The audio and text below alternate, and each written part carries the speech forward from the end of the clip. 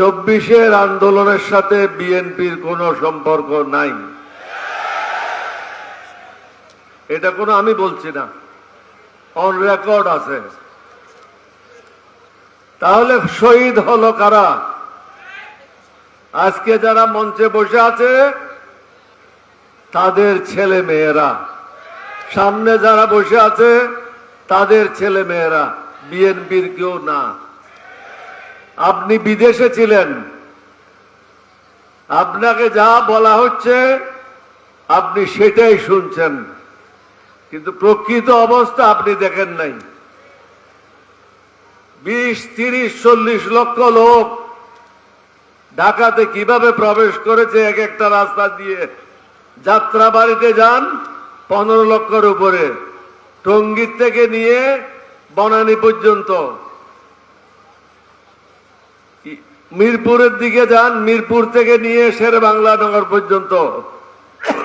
এরকম প্রত্যেকটা রাস্তায় এক একটা রাস্তায় 10 লক্ষের উপরে লোক ছিল। এখানে ছাত্ররা ছিল, জামাতের অধিকাংশ ছাত্র নেতারা ছিল, সাধারণ জনগণ ছিল। তারা কি চেয়েছে? তারা তো কোনো টাকা চায় নাই, তারা কোনো কার্ড চায় নাই, কৃষক কার্ড চায় নাই, রেশন কার্ড চায় নাই। তারা চেয়েছে সুশাসন, শান্তিতে ঘুমানোর জন্য। আপনি তো সেই ব্যবস্থা করতে পারছেন না। আপনার সম্মুখে অনেকগুলি সমস্যা। এই যে ডিজেল পেট্রোলের কারণে বাংলাদেশে দুর্ভিক্ষ হইতে পারে, রেকর্ডে থাকলো, দুর্ভিক্ষ হওয়ার সম্ভাবনা আছে। অর্থনীতি সামাল দেওয়া যাবে না। জনগণের উপর ট্যাক্স 3-4 গুণ বৃদ্ধি পাবে। ইতিমধ্যে পেট্রোল, ডিজেল, অক্টেনের উপরে অস্বাভাবিক হারে দাম বৃদ্ধি করেছে, যার প্রতিফলন প্রত্যেকের জীবনে ঘটবে। আইন শৃঙ্খলার অবস্থা মোটেও ভালো না। প্রত্যেক দিন দেখেন কয়েকজন লোক বিভিন্ন জায়গায় মারা যাচ্ছে। চাঁদাবাজিতে লিপ্ত আপনার দলের লোকেরা। আপনি বহিষ্কার করছেন। বহিষ্কার তো এটা কোনো কাজ না। তাকে জেলে ঢুকান, তাকে সাজা দেন, জনগণকে দেখান আপনি জিয়া সাহেবের ছেলে, বেগম জিয়ার ছেলে, আপনি দেশকে শাসন করতে জানেন। না হলে পরামর্শ নেন।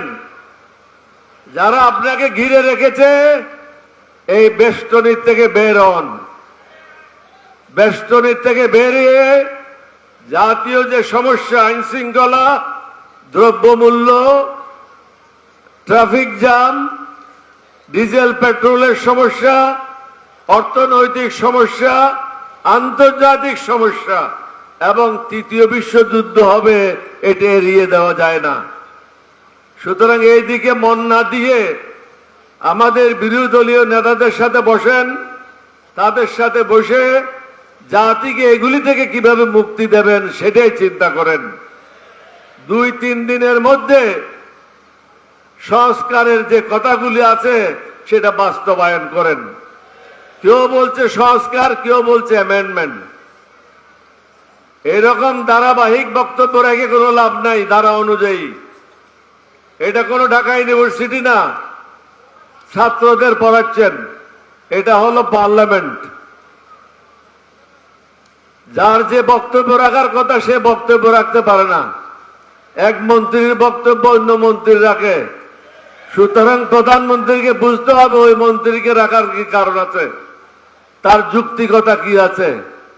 ধারাবাহিক না গিয়ে বিরোধী দলের সাথে বসে আপনি নিজেই বলেছেন অক্ষর অক্ষরে পালন করা হবে।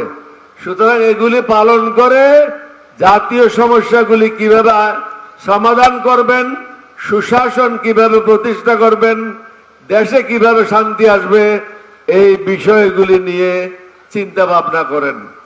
অন্যথায় কি হবে, প্রত্যেক জেলায় এরকম সমাবেশ হবে না, মিছিল হবে। কোথায় কোথায় সামলাবেন?